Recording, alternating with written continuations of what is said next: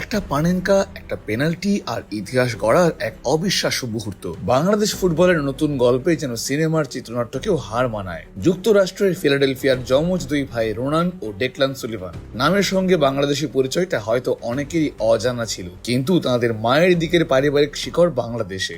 সেই সূত্রেই বাংলাদেশের হয়ে খেলার সুযোগ পান দুই ভাই। গল্পের শুরুটাও আরো চমকপ্রদ।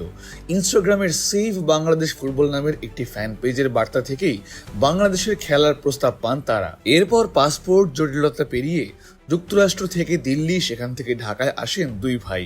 অনূর্ধ্ব 20 দলের ক্যাম্পে 30-এর বেশি খেলোয়াড়ের সাথে প্রতিদ্বন্দ্বিতা করে জায়গা করে নেন মূল দলে।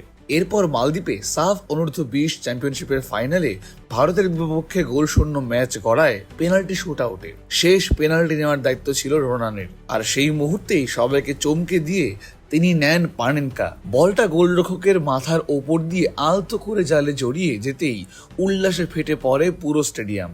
বাংলাদেশ পেয়ে যায় শিরোপা।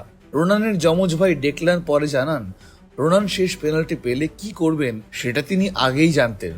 তার ভাষায়, আমি জানতাম ম্যাচ জেতানোর শেষ পেনাল্টি পেলে সে এটাই করবে। এটা রোনানের স্বভাবেরই অংশ।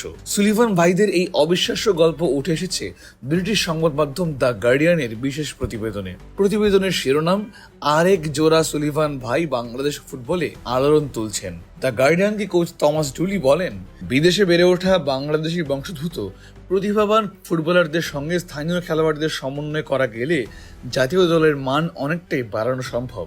তার মতে, সঠিক পরিকল্পনা ও পরিশ্রম থাকলে ফিফা র্যাঙ্কিংয়ে 181তম অবস্থান থেকে বাংলাদেশকে 150-এর ঘরে নিয়ে যাওয়াও সম্ভব।